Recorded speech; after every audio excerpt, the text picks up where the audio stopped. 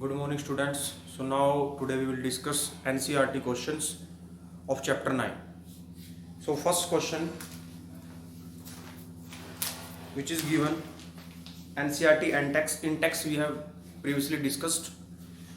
The first question is that an object experiences a net zero external unbalanced force. Is it possible for object to be traveled with non-zero velocity? If yes, state the condition must be placed on the magnitude and the direction of the velocity. If no, provide a reason. तो यहाँ पे कहता है कि कोई भी जो object है अगर उसके ऊपर नेट फोर्स जीरो लग रहा है तो क्या उसकी वेलोसिटी नॉन जीरो हो सकती है? तो बेटा आंसर आएगा यस। यस इसका मतलब ये है, वो आपसे पूछता है कि if F is equal to zero, अगर एफ किसके इक्वल है? जीरो के इक्वल है, या जो वी है आपका वो हो सकता है नॉन जीरो। मींस फोर्स लग नहीं रहा किसी ऑब्जेक्ट के ऊपर, वेलोसिटी नॉन जीरो हो सकती है। तो आंसर है बेटा यस, कि जो वेलोसिटी है वो नॉन जीरो हो सकती है। सॉरी, फोर्स जब नहीं लगता वेलोसिटी नॉन जीरो हो सकती है। कब? If a object moving with constant velocity, moving with constant velocity, ये इसका आंसर है। अब इसको समझते इसका मतलब क्या है। मैं यहाँ पे ग्राफ लोड करता हूँ, ये ग्राफ है आपका, ये वेलोसिटी है, ये टाइम है और ये है आपका वेलोसिटी। मतलब जो ये एक्सिस है वाई एक्सिस वेलोसिटी को रिप्रेजेंट कर रही है और ये टाइम को रिप्रेजेंट कर रही है। मान लो कोई बॉडी रेस्ट से स्टार्ट की और यहाँ तक उसकी वेलोसिटी 4 थी, मान लो, मतलब ये जीरो था जब टाइम जीरो था, वेलोसिटी जीरो थी। After time 2 second its velocity 4, मतलब ये जीरो से ए तक गया ऑब्जेक्ट। अब जब ऑब्जेक्ट ए से बी जाता है, for example this is point B and this is 4 second, तो हम क्या देखते हैं कि ए के ऊपर जब टाइम 2 सेकंड है वेलोसिटी 4 है, बी के ऊपर टाइम कितना है 4 सेकंड, वेलोसिटी भी कितनी है 4 है। Clear? And after that the body moves like this. अब यहाँ पे जब मान लो टाइम आ गया 6, तो अगेन बॉडी रेस्ट में आई। तो जो इंटरवल ए से लेके बी तक का है, इस इंटरवल के बीच में जो आपकी वेलोसिटी है वो 4 है। इसमें वेलोसिटी क्या है? कांस्टेंट है। तो आपने एक इक्वेशन पढ़ी थी v is equal to u plus a t, first chapter के अंदर। तो अगर यहाँ पे फाइनल वेलोसिटी देखें वो कितनी थी? 4 थी। क्लियर? मींस इस पॉइंट के ऊपर वेलोसिटी कितनी है? 4 है। और सिमिलरली जो पॉइंट ए है इसके ऊपर वेलोसिटी भी कितनी है? 4 है प्लस ए इंटू टी। टाइम कितना? ये 2 से लेकर 2 तक, तो कितना है? 2 सेकंड। तो ये 4 जब इधर आएगा तो 0 आ गया, तो यहां से जो ए आ गया आपका 0 आ गया। क्लियर? सो हमें पता है एफ इज इक्वल टू किसके होता है? एम में इक्वल होता है। एफ अगर एम में इक्वल है और ए की वैल्यू कितनी है? 0 है, तो यहां से फोर्स क्या हो गया? 0 हो गया। तो अब हमने क्या देखा कि फोर्स आया 0, मतलब फोर्स एक्ट नहीं कर रहा, एफ इज 0, बट वेलोसिटी यहाँ पे क्या? नॉन जीरो है। नॉन जीरो मींस क्या? कि जो वेलोसिटी की वैल्यू है वो आपकी 4 है, लेकिन एफ क्या है? 0 है। तो आंसर यहाँ पे आता है yes, a body is moving with a non-zero velocity if net zero unbalanced force on it। कि अगर किसी बॉडी के ऊपर बाहर से जीरो फोर्स लग रहा है फिर भी बॉडी की वेलोसिटी नॉन जीरो हो सकती है। वो कब होगी? When a object moving the constant velocity. आपने यही डायग्राम बना के इसको एक्सप्लेन कर देना। ये आपका पहला क्वेश्चन था। नेक्स्ट क्वेश्चन है, when a carpet is beaten with a stick dust comes out of it. Explain. कह रहा है जब किसी कारपेट को स्टिक से बीट करते हैं डस्ट बाहर आ जाती है। ये हमने डिस्कस कर लिया पहले कि पहले कारपेट और डस्ट दोनों रेस्ट में थे, हमने उसको बीट किया, कारपेट मोशन में आ गया, लेकिन डस्ट किस में रहना चाहता है? इनर्शिया में रहना चाहता है, इसलिए dust particle fall down. This is due to inertia of rest. Why it is advised to tie a luggage kept on the roof of the bus with the ropes। की जो लगेज है वो बस की रूफ के ऊपर उसको बांध के क्यों रखा जाता है? सिंपल सी बात है, जब बस मोशन में थी तो लगेज भी किस में था? मोशन में था। जब बस सडनली स्टॉप करेगी, bus comes into rest but luggage try to remain in the motion and it fall from the roof. वो रूफ से गिर जाएगा और उसको गिरने से बचाने के लिए it is tie with the rope. It is due to inertia of motion. Clear? Next कहता है, a batsman hit the cricket ball when then roll on the level ground after covering a short distance the ball comes into rest the ball slow shows to stop because. बेटा this is due to, अगर कोई चीज अपने आप रुक रही है इसका मतलब फॉर एग्जाम्पल ये आपकी सरफेस था, इसके ऊपर ये बॉल आपकी रोल कर रही है और ये बॉल थोड़ी देर बाद जाके रुक जाती है। क्लियर, बाहर से कोई फोर्स लगा, लेकिन आपको पता है कि इस बॉल और इस सरफेस के बीच में फ्रिक्शन फोर्स होगा, तो जो बॉल रुकी है that is stop due to the frictional force. Clear, तो इसका आंसर है कि जो बॉल है वो रुक जाती है क्योंकि बॉल के ऊपर एक अपोजिंग फोर्स लगता है जो उसके मोशन को अपोज करता है, और वो अपोजिंग फोर्स कौन सा फोर्स है? फ्रिक्शनल फोर्स है। Now we will discuss question number 5। A truck start from rest and roll down a hill with a constant acceleration. A truck start from rest, आपने पिछले चैप्टर के अंदर numerical किए होंगे। जब भी कई बात बोली जाएगी any body start from rest, a truck start from rest का मीनिंग है कि जब भी कोई बॉडी रेस्ट से स्टार्ट करेगी मींस उस u इज 0, u होती है initial velocity. Clear, it travel a distance of 400 metre in 20 second, कि उसने डिस्टेंस ट्रेवल कर लिया कितना? डिस्टेंस को हम ऐसे लिखते हैं दैट इज 400 मीटर। ये सारा आपके फर्स्ट चैप्टर में बातें हो चुकी हैं। 400 मीटर डिस्टेंस है, u आपका 0 है और टाइम आपको दे रखा है दैट इज 20 सेकेंड। क्लियर, तो ये आपका है क्वेश्चन नंबर 5। u 0 है, s 400, t आपका 20 सेकेंड। फाइंड इट्स एक्सेलरेशन, इसकी आपने एक्सेलरेशन निकालनी है। And find the force act on it if it's mass is 7 metric ton, और इसका मास कितना है? Mass is 7 metric ton. Metric ton, ton मतलब एक टन में होता है 1000 kg, तो इसको कर देंगे 7 गुना में 1000 दैट इज 7000 kg। तो अब आपने यहाँ पे एक तो एक्सेलरेशन निकालनी है और एक निकालना है f। ठीक है, तो f आपको निकलेगा, f is equal to ma से निकलेगा, मास अपने पास है, हमें a निकालना है। तो पहला पॉइंट अपना यहाँ पे हम निकालेंगे a। अब जो a निकालने के लिए आपके पास 3 फॉर्मूला है, v is equal to u plus at, s is equal to ut plus half at square and v square minus u square is equal to 2as। ये 3 इक्वेशन आपने फर्स्ट चैप्टर में की थी। अब इन इक्वेशन में अगर आपको velocity और इनिशियल वेलोसिटी और फाइनल वेलोसिटी दे रखी है, इनिशियल वेलोसिटी फाइनल वेलोसिटी दे रखी है और टाइम दे रखा है, तो हम पहली इक्वेशन यूज करेंगे। अगर आपको वेलोसिटी दे रखी है, इनिशियल फाइनल और साथ में दे रखा है डिस्टेंस, तब हम यूज करेंगे थर्ड इक्वेशन। लेकिन इस क्वेश्चन में क्या दे रखा है? हमें दे रखा है distance, initial velocity and time. तो डिस्टेंस देखो यहाँ पे है, इनिशियल वेलोसिटी यहाँ पे है, टाइम भी यहाँ पे है। क्लियर, तो हम यहाँ से क्या निकाल सकते हैं? एक्सेलरेशन निकाल सकते हैं। We will use third equation. तो थर्ड इक्वेशन जब यूज कर, सेकंड इक्वेशन जब यूज करूंगा तो s कितना था? 400। Clear, u starting from rest था तो 0 प्लस हाफ, a हमने फाइंड करना, टाइम कितना था? 20 सेकंड, तो यहाँ पे आ जाएगा 20 का स्क्वायर। तो ये आ गया आपका 400 is equal to half into में a इंटू 20 का होगा, फिर से 400, तो 400 से 400 कैंसिल हो गया, तो ये हाफ था उधर जाके 2 बन गया, तो a की वैल्यू आ गई 2 मीटर पर सेकंड स्क्वायर। इसके बाद हमने क्या करना है? We have a formula f is equal to ma। तो m अपने पास कितना है? 7000 है, इसको 2 से हम मल्टीप्लाई कर देंगे तो that is 14000 Newton force is acting on the body. तो ये था आपका क्वेश्चन नंबर 5। इसके बाद अपना है क्वेश्चन नंबर 6। तो इन क्वेश्चन नंबर 6 आप जल्दी से स्टेटमेंट देखो क्वेश्चन नंबर 6 की, फिर हम क्वेश्चन नंबर 6 को कंप्लीट करते हैं। तो क्वेश्चन नंबर 6 में कहता है a stone of mass 1 kg with thrown with a velocity of 20 metre per second across a frozen river of the lake and comes to rest. अब इस केस में क्या है कि एक स्टोन है जिसका मास है 1 kg, means stone having mass 1 kg is thrown over a frozen river with a velocity of 20 metre पर second and comes to rest. जब कोई बॉडी कम्स टू रेस्ट, जब कोई बॉडी रेस्ट में आएगी, उस केस में आपका जो v है वो होगा 0। स्टार्टिंग फ्रॉम रेस्ट में u 0, कम्स टू रेस्ट में v 0। तो v 0 है और u आपको दे रखा है 20 मीटर पर second. Clear, comes to rest after travelling a distance of 50 metre, और कम्स टू रेस्ट कितने मीटर में? 50 मीटर में आ गया। तो आपको यहाँ पे निकालने के लिए बोला what is the force of friction between the stone and the ice. तो आपने निकाला फोर्स ऑफ फ्रिक्शन। तो आपको पता है बेटा जो फोर्स होगा that is F is equal to ma। तो मास अपने पास है, हमें क्या निकालना है? एक्सेलरेशन निकालनी है। अब फिर से देखेंगे इनिशियल वेलोसिटी दे रखी है, फाइनल वेलोसिटी दे रखी है और डिस्टेंस दे रखा है। तो अगर इनिशियल वेलोसिटी, फाइनल वेलोसिटी और टाइम दे रखा है तो पहली फर्स्ट इक्वेशन। इनिशियल वेलोसिटी, अगर इनिशियल वेलोसिटी दे रखी है और डिस्टेंस दे रखा है तो सेकंड। इस केस में हम यूज करेंगे third equation, this is v square minus u square is equal to 2as।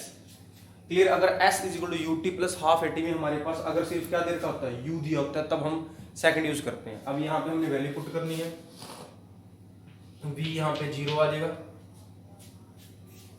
u की वैल्यू आपकी 20 का स्क्वायर, क्लियर, इनटू में 2 इनटू में a इनटू में s आपका है 50, क्लियर। तो ये वैल्यू आ गई 0 minus 400 is equal to 2 into में, इसको सीधा लिखते 1500 आ जाएगा यहाँ पे, इनटू में a, क्लियर। ये 0 से 2 0 कैंसिल हो गया, आपकी तो a की वैल्यू होगी माइनस के 4 मीटर पर सेकंड स्क्वायर है। अब ये जो माइनस साइन दिखा रहा है आपको कि that is retardation. Retardation means क्या, कि जब किसी ऑब्जेक्ट की वेलोसिटी डिक्रीज करती है तो उसको हम रिटार्डेशन कहते हैं। देखो पहले वेलोसिटी कितनी 20 थी, बाद में 0 होगी, तो अगर किसी ऑब्जेक्ट की वेलोसिटी डिक्रीज करती है तो उस केस में जो एक्सेलरेशन होगी वो माइनस की होगी, क्लियर। अब यहाँ से हमने f is equal to ma में f की वैल्यू कितनी है आपकी 1, मास 1 है, a आपका आगे कितना माइनस का 4, तो दैट इज माइनस 4 न्यूटन। अभी माइनस 4 न्यूटन इसलिए आंसर यहाँ पे आया क्योंकि जो ये फोर्स है बेटा दैट इज अपोजिंग फोर्स, ये किसी बॉडी को रेस्ट में लेके आ रहा है, ये बॉडी के अपोजिट डायरेक्शन में लग रहा है, इसलिए जो फोर्स है वो आपका है माइनस का। नेक्स्ट आपका क्वेश्चन नंबर 7 है, इंपॉर्टेंट क्वेश्चन है, तो 7 क्वेश्चन की स्टेटमेंट रीड करो, अभी हम उसको डिस्कस करते हैं।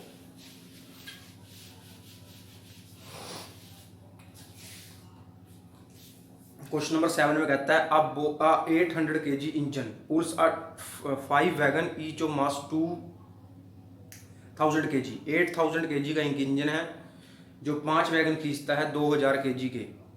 If the engine exert a force of 40,000 newton, 40,000 newton लगता है, और जो ट्रैक है वो 500 न्यूटन फोर्स एक्सर्ट करता है, तो नेट एक्सेलरेटिंग फोर्स निकालना है। तो सबसे पहले बेटा ये है कि ये आपका कोई इंजन है, clear, this is a engine, ये आपका फोर्स लगाता है accelerating force like this in the accelerating, जो इसको आगे की तरफ ले जाता है, कितना 40,000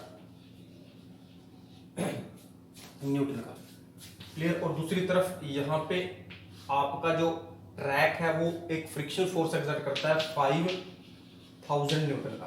तो आप यहाँ पे देख रहे हो कि दो फोर्स हैं, दोनों की डायरेक्शन अपोजिट है। तो अगर हम यहाँ से नेट फोर्स निकालना चाहते हैं तो नेट फोर्स आपका क्या होगा, F is equal to F1 minus F2।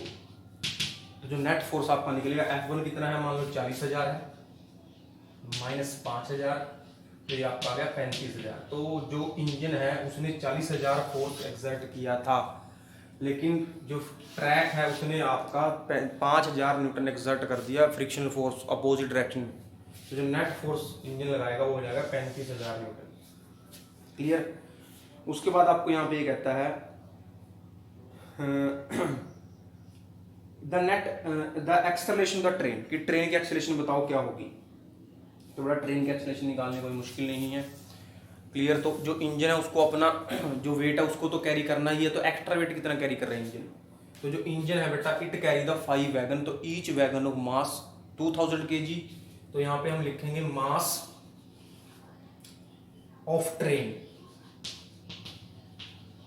Clear. जो मास ऑफ ट्रेन होगा 5 वैगन है और एक का मास है 2000, तो 10,000 kg आपका यहाँ पे आ गया। इसको क्वेश्चन में ऐसे करेंगे, मान लो आपका खुद का वेट 50 kg है, क्लियर, और आपको कह देते हैं कि 10 kg और आपने उठाना है, तो आप क्या बोलोगे कि मैं 60 kg उठा रहा हूँ, आप कहोगे कि मैं 10 kg उठा रहा हूँ, क्योंकि जो इंजन है उसको अपना वेट तो कैरी करना पड़ेगा, तो इसलिए उसका वेट यहाँ पे नहीं आएगा, क्लियर। तो यहाँ पे आ गया मास ऑफ द ट्रेन कितना आ गया 10,000 kg आ गया, क्लियर। और F कितना था अपने पास, जो नेट फोर्स लग रहा था ट्रेन के ऊपर, रिजल्टिंग फोर्स दैट इज 35,000। तो यहाँ से हमें पता है F किसके इक्वल होता है, दैट इज ma। मास कितना है, हमें मास पता है, हमें फोर्स पता है, यहाँ से जो A निकलेगा that is F by m। क्या होगा आपका भाई वो F बाई m, तो F आपका कितना है 35,000 डिवाइड बाय 10,000, तो यहाँ से वैल्यू आपकी आ जाएगी 3.5 मीटर पर सेकंड स्क्वायर। तो this is the acceleration, clear. उसके बाद आपको कहता है the force of wagon 1 on the wagon 2, कि force wagon the force of wagon 1 on wagon 2। कह रहा है वैगन 1 ने वैगन 2 पे कितना फोर्स अप्लाई किया। जो वैगन 1 जब खींचेगा तो वो वैगन 2, 3, 4 सब पे आपका ट्रांसफर होगा फोर्स, लेकिन सबसे पहले किस पे होगा, वैगन 2 पे होगा। तो जो वैगन 1 है वो वैगन 2 के ऊपर बीच में जो फोर्स होगा, तो अगर हम उसको निकालते हैं तो वो ऐसे निकलेगा आपका कि जब हम वैगन की बात करते हैं तो अब एक वैगन 4 को खींच रहा है, तो जो फोर्स है वो किस पे जा रहा है, 4 वैगन पे जा रहा है। तो 4 वैगन का मास कितना है, 8000। क्लियर। तो जो मास होगा of the 4 wagon on which, अब फोर्स उसने फर्स्ट ने सेकंड पे लगाया, लेकिन वो फोर्स कितने पे जाएगा, वो 4 पे जाएगा, क्योंकि पीछे मास कितना है, 2000 के 4 है। तो यहाँ पे आपका आ जाएगा 4 इंटू में 2000, that is comes out to be 8000 kg। ए हमने यहाँ से निकाला है। क्लियर। तो F इज इक्वल टू हो जाएगा आपका MA, तो ये आपका आ जाएगा 8000 मल्टीप्लाई बाई 3.5। इसको हम सोल्व कर लेंगे और आपका आंसर आ जाएगा 28,000 न्यूटन। तो ये था आपका क्वेश्चन नंबर 7। तो इतना आप स्टेटमेंट पढ़ो। क्वेश्चन नंबर 8 की हम अभी डिस्कस करते हैं। तो आप लोगों ने क्वेश्चन नंबर 8 की स्टेटमेंट को पढ़ लिया होगा। यहाँ पे एक ऑटोमोबाइल है जिसका मास है 1500 kg। What must be the force between the vehicle and the road if the vehicle is to be stopped with a negative acceleration of 1.7 metre per second square. तो उसका मास दे रखा है आप लोगों को, मास दे रखा है 1500 kg और ए दे रखा है माइनस के 1.7 मीटर पर सेकंड स्क्वायर। तो एफ होता है आपका एम ए के इक्वल। क्लियर। तो आपको यहाँ पे निकालना है कितना उसके ऊपर फोर्स लग रहा है। जो फोर्स होगा आप यहाँ पे वैल्यू पुट कर दोगे, 1500 मल्टीप्लाई बाय माइनस के 1.7, इसको मल्टीप्लाई कर लेंगे और आपका आंसर आ जाएगा 2250 न्यूटन, दैट इज माइनस, क्योंकि ये फ्रिक्शन फोर्स था तो इसलिए आपका ये आंसर आ गया माइनस का। Next, what is the momentum of an object of mass m moving with velocity. तो मोमेंटम होती है product of mass and velocity, the answer is mv। Next आप कहता है using a horizontal force of 200 newton we intend to move a wooden cabinet across a floor at a constant velocity. What is the force of friction that will be exert on the cabinet.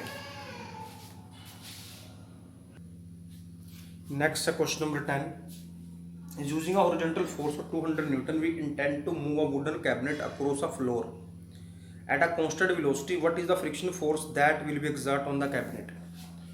भाई simple सा question है। ये आपका कोई cabinet है, इसको move करवाना है विद कांस्टेंट वेलोसिटी। इसके ऊपर जो फोर्स एक्ट कर रहा है वो एक्ट कर रहा है आपका 200 न्यूटन। तो अगर इस ऑब्जेक्ट को हमने कांस्टेंट वेलोसिटी से मूव करवाना है, मतलब इसकी वेलोसिटी में कोई चेंज ना आए, तो अगर इसके ऊपर फोर्स कितना लग रहा है, 200 न्यूटन लग रहा है, तो इसका मतलब कोई बॉडी, कोई भी ऑब्जेक्ट की वेलोसिटी कब कांस्टेंट होगी, जब उसके ऊपर कैसे फोर्स लगते हैं, बैलेंस फोर्स।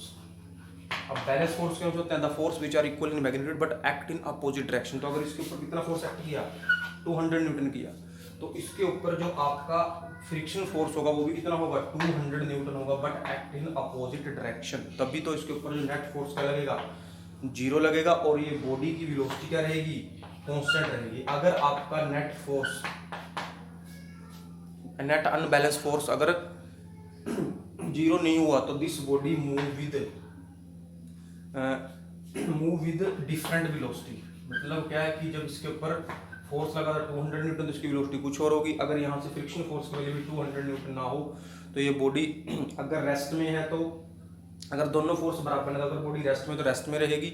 ये body move with constant velocity, अगर बॉडी किसके साथ मूव करेगी, कांस्टेंट वेलोसिटी के साथ मूव करेगी, जब ये दोनों फोर्स क्या होंगे, equal in magnitude but opposite in direction. तो इसके ऊपर जो फोर्स लगेगा वो 200 न्यूटन लगेगा। क्यों? क्योंकि बॉडी को हमने किस में रखना है, अगर रेस्ट में तो रेस्ट में रखना है। अगर वो वेलोसिटी कांस्टेंट वेलोसिटी से मूव कर रही है तो उसकी वेलोसिटी हमने कांस्टेंट रखनी है। तो अगर वेलोसिटी को कांस्टेंट रखना है तो we have to exert a balance force. Balance force means two force which are equal in magnitude but opposite in direction. तो हमने जो फोर्स अप्लाई किया था वो 200 न्यूटन किया था, तो जो फ्रिक्शन फोर्स होगा वो भी कितना होगा, 200 न्यूटन होगा। तो ये था आपका क्वेश्चन नंबर 10। इसके बाद क्वेश्चन नंबर 11 की स्टेटमेंट रीड करो कितना। What is given in question number 11? Two objects each of mass 1.5 kg are moving with straight line but in opposite direction. The velocity of each object is this before collision. During they streak together, what will the velocity combine? तो यहाँ पे दो object है बेटा, एक ये object है और एक ये ऑब्जेक्ट है। ये A है और ये B है। क्लियर, ए इधर जा रहा है और बी इधर जा रहा है, तो means they are moving opposite to each other. Of each mass 1.5 kg, दोनों का मास कितना है 1.5 kg, यहाँ पे मास कितना है 1.5 kg, और दोनों की जो वेलोसिटी है वो भी क्या है बराबर है, कितनी 2.5। अगर इसकी वेलोसिटी है 2.5 मीटर पर सेकंड, इसकी वेलोसिटी भी कितनी है 2.5 मीटर पर सेकंड, लेकिन दोनों एक दूसरे के अपोजिट जा रहे हैं, तो बेटा जब भी ऐसा कोई क्वेश्चन आएगा कि two object are moving opposite to each other, तो one of the object velocity you have to take negative, तो मैंने इसकी वेलोसिटी को नेगेटिव ले लिया। उसके बाद कहता है before collision after that they stick together, तो ये दोनों यहाँ पे कोलाइड किया, कोलाइड करने के बाद ये दोनों स्टिक हो गए, स्टिक मतलब चिपक गए। अगर दोनों ऑब्जेक्ट स्टिक हो गए मींस जो इनका मास है वो बन जाएगा m1 प्लस m2। क्लियर, इनका मास क्या हो जाएगा m1 प्लस m2 हो जाएगा। और दूसरा पॉइंट यहाँ पे they are moving with the same velocity. अगर सिंपल बात है कि अगर दो ऑब्जेक्ट है पहले अलग अलग चल रहे, बाद में स्टिक हो गए, स्टिक मतलब चिपक गई, चिपकने के बाद दोनों से मूव करेंगे विद सेम वेलोसिटी से मूव करेंगे, तो हम वेलोसिटी को मान लेते हैं v। तो हमारे पास फॉर्मूला था लॉ ऑफ कंजर्वेशन मोमेंटम से m1 u1 plus m2 u2 is equal to m1 v1 plus m2 v2। तो हमने क्या देखा कि ऑब्जेक्ट दोनों स्टिक हो गए। अगर ऑब्जेक्ट दोनों स्टिक हो गए तो यहाँ पे जो आपका v1 है equal to v2 equal to v, means जब दो ऑब्जेक्ट स्टिक हो जाएंगे तो दोनों की वेलोसिटी सेम होगी, तो यहाँ पे भी v आ जाएगा और यहाँ पे v आ जाएगा। तो मैं अंदर से अगर v को कॉमन लेता हूं, यहाँ पे आ जाएगा m1 प्लस m2 और यहाँ पे होगा v। क्लियर, अब इन दोनों को यहाँ पुट करना है, तो what is m1 that is 1.5 into में what is v that is 2.5। Clear, plus what is m2 that is 1.5, but what is the value of u2 that is minus, क्यों लिया माइनस की, जब दो object with moving in opposite direction तो one of the object velocity will taken negative, तो यहाँ पे आ जाएगा माइनस के 2.5 और यहाँ पे आएगा 1.5 तो दिस इज 3v। तो जब इसको हम सोल्व करेंगे, तो जब इसको सोल्व करते हैं तो ये पूरी टर्म किसकी हो जाएगी माइनस की, दोनों सेम है तो ये टर्म इससे क्या होगी कैंसिल होगी, तो यहाँ पे आ जाएगा 0 is equal to 3v and v comes out to be 0, means दोनों ऑब्जेक्ट किस में आ जाएंगे रेस्ट में आ जाएंगे आफ्टर कोलिजन। तो ये था आपका क्वेश्चन नंबर 11। क्वेश्चन नंबर 12 आप लोगों ने खुद करना है। क्लियर, वो एक न्यूमेरिकल नहीं है, वो सिंपल क्वेश्चन है। तो अब मैं डिस्कस कर रहा हूँ आपके साथ क्वेश्चन नंबर 13। तो क्वेश्चन नंबर 13 की आप स्टेटमेंट रीड करो, अभी मैं आपको बोर्ड पे समझाता हूँ कि what is in question number 13। A hockey ball of mass 200 gram traveling at a 10 meter per second struck by a hockey stick, so is return it along original path with velocity 5. Calculate change in the momentum occurred in the motion of the hockey ball by the force applied on the hockey stick. तो बेटा हमने इसकी momentum में change निकालना है, क्या होगा। Clear, तो सिंपल सी बात है, इसको ऐसे समझना है आपने। This is question number 13। ये कोई हॉकी बॉल थी, इसको हमने हिट कर दिया, ये ऐसे जा रही है। क्लियर, तो it is moving with a velocity of 10 metre per second. Clear, और इसका मास है 200 ग्राम, और यहां से फिर किसी और स्टिक से स्ट्राइक करके वो ऐसे आ रही है, और अब इसका जो वेलोसिटी हुआ है 5 मीटर पर सेकंड। क्लियर, उसके बाद अब ये मास इसका उतना ही रहेगा। अब हमने यहाँ पे निकालना है calculate the change in the momentum. तो पहले हम दोनों केस को मोमेंटम, लेकिन आपने एक चीज नोट की यहाँ पे कि जो दोनों केस में है डायरेक्शन अपोजिट है, ये जाने के डायरेक्शन और ये आने के डायरेक्शन, तो one of the value have to taken negative, तो मैं इसको माइनस का ले लेता हूँ। क्लियर, तो मैं क्या निकाल लूंगा, मान लो यहाँ पे मोमेंटम P1 है, यहाँ पे मोमेंटम क्या है P2 है, तो P1 किसके इक्वल होगा दैट इज mv, यहाँ पे भी किसके इक्वल होगा mv के इक्वल होगा। तो इसकी वैल्यू कितनी आ जाएगी, यहाँ पे आ जाएगा 200 इंटू में माइनस के 10 डिवाइड बाय ग्राम था, ग्राम को केजी में कन्वर्ट कर दिया 1000, तो कट गया यहाँ पे आके वैल्यू माइनस के 2 kg मीटर पर सेकेंड। जब यहाँ पे पुट करेंगे तो यहाँ पे 200 इंटू में 5 डिवाइड बाय 1000, तो ये आपका आ जाएगा 1 मीटर केजी मीटर पर सेकेंड। तो अब हमारी P1 आ गया, P2 आ गया। अब चेंज क्या होता है, चेंज होता है फाइनल माइनस इनिशियल। तो चेंज इन मोमेंटम को मैं P से लिख रहा हूं, तो होता है फाइनल माइनस इनिशियल। तो फाइनल क्या हुआ आपका P2 माइनस P1। अब P2 वैल्यू क्या थी 1, P1 की वैल्यू क्या थी -2, तो माइनस माइनस 2, तो that comes out to be 3 kg metre पर सेकेंड।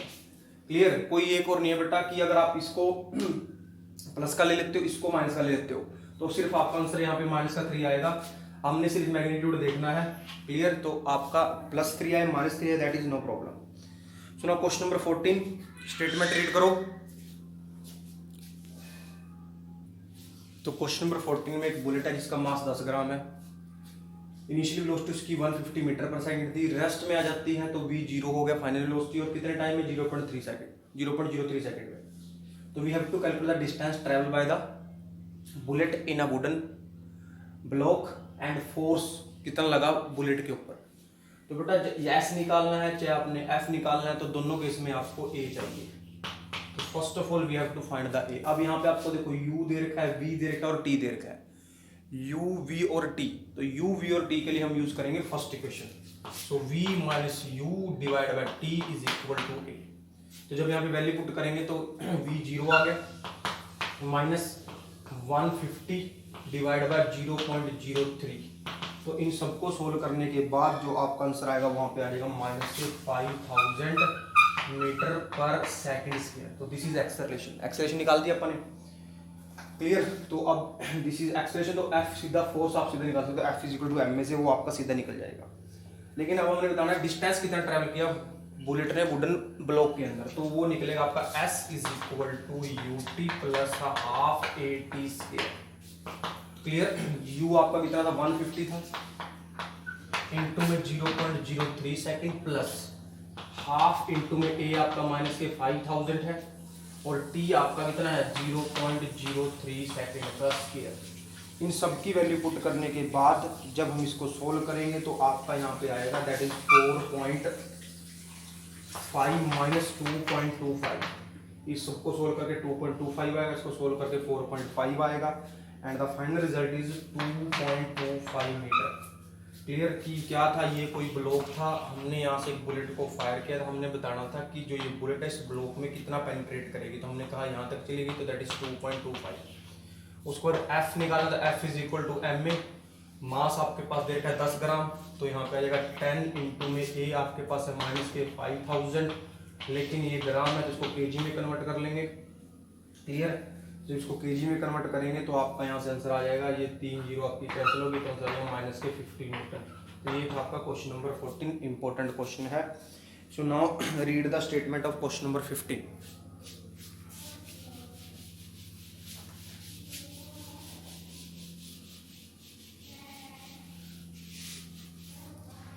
इन क्वेश्चन नंबर 15 क्या है, एक ऑब्जेक्ट है mass 1 kg travelling straight line with velocity 10 collide with a stationary wooden block of mass 5 kg, then both the move off together in the same straight line. Calculate the total momentum just before the impact and just after the impact, and also calculate the velocity of the combined. बहुत आसान है। 15 question है आपका। ये एक object है, ये आपका वुडन ब्लॉक है, क्लियर। ये इधर जा रहा है और ये है रेस्ट में, इसका मास है आपका, मान लो ये आपका m1, सॉरी ये आपका m2 हो गया। The mass of wooden block is 5 kg, clear. और जो इसका मास है वो है 1 kg, और जो ये ब्लॉक है that is moving with a velocity of 10 metre, तो इसकी जो वेलोसिटी है वो है 10 मीटर पर सेकंड, इधर जा रहा है, ये रेस्ट में है, तो अगर ये रेस्ट में इसकी वेलोसिटी होगी 0। उसके बाद कहता है दोनों कोलाइड कर गए, तो ये दोनों यहाँ पे मान लो कोलाइड कर गए, क्लियर।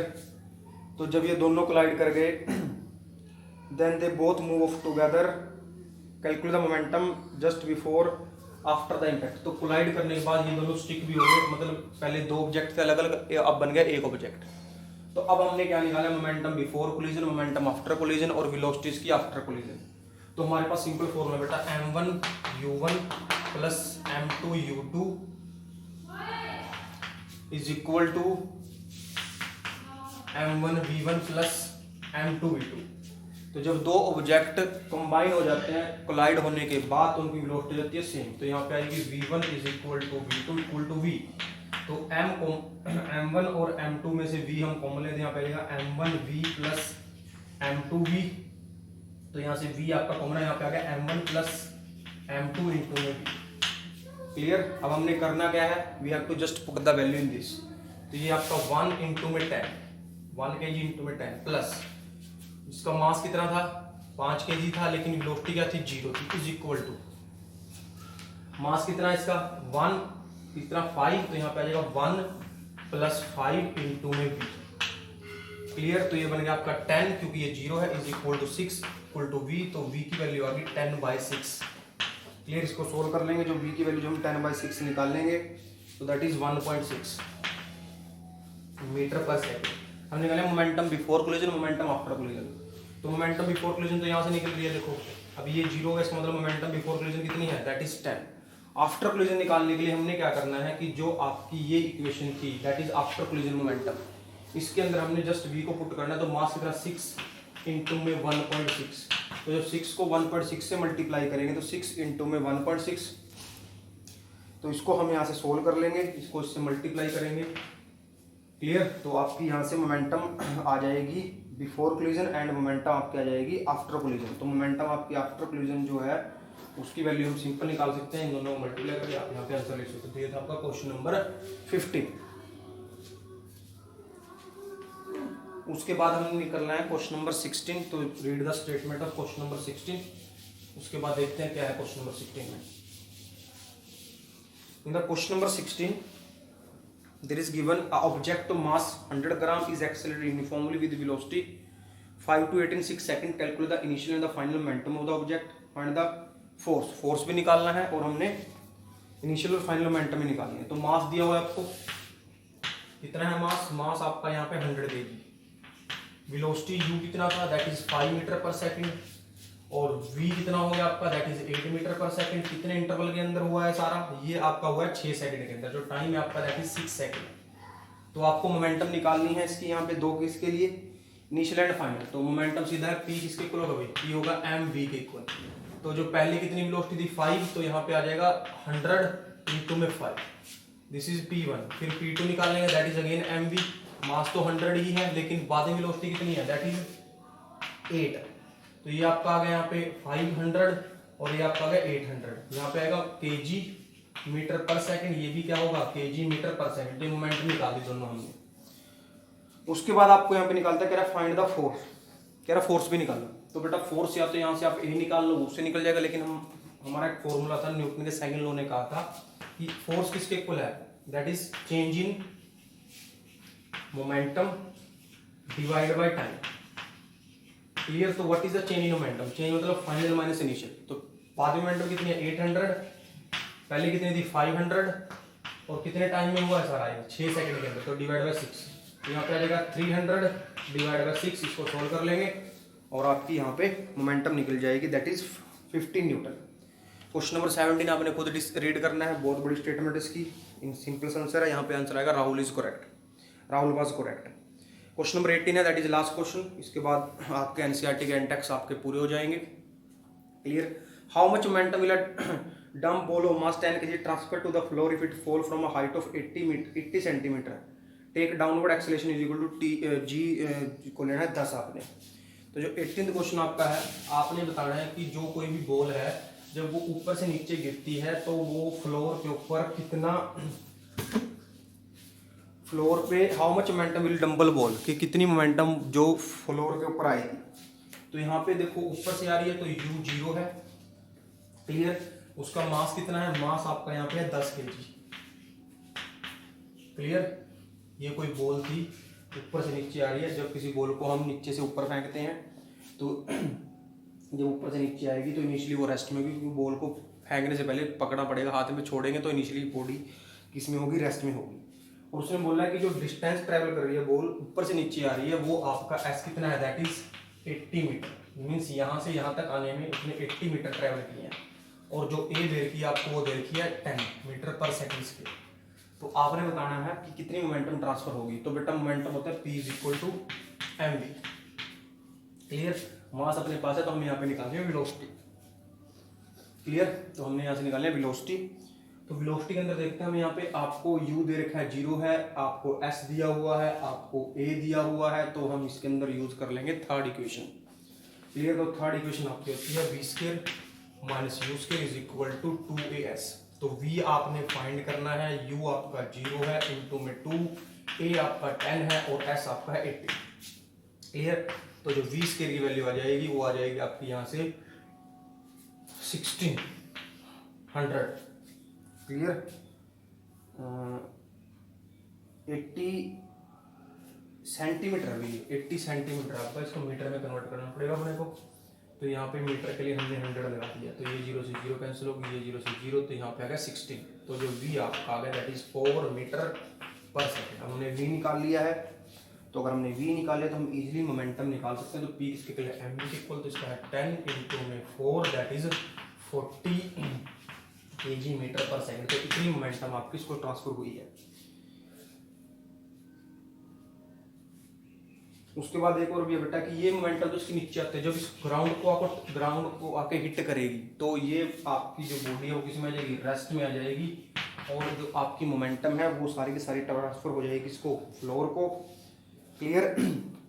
तो ये इसके नीचे की तरफ आती मोमेंटम थी, तो जैसे ही वो ग्राउंड को हिट करेगी तो बॉडी कम्स इनटू रेस्ट, तो उसकी मोमेंटम होगी 0। तो इसका मतलब ये है कि जो 40 मीटर की मोमेंटम थी वो सारी की सारी ट्रांसफर होगी किसको, टू द फ्लोर। तो ये आपके एनसीईआरटी के एनटेक्स क्वेश्चन थे। तो हमने एनसीईआरटी के एनटेक्स क्वेश्चन को कंप्लीट कर लिया है। अब आपका काम है कि एनसीईआरटी के इन टेक्स्ट जो सोल्व्ड क्वेश्चन है उसको आप लोगों ने खुद ट्राई करना है। अगर वहाँ पे आपको कोई डाउट आता है तो आपने हमें बताना है, उस डाउट को हम क्लियर करेंगे। तो this is over for today. Clear, video को ध्यान से देखना है, सारी चीज़ों को समझना है। अगर फिर भी कहीं पे कोई प्रॉब्लम है तो उसको हम अगले वीडियो में डिस्कस करेंगे।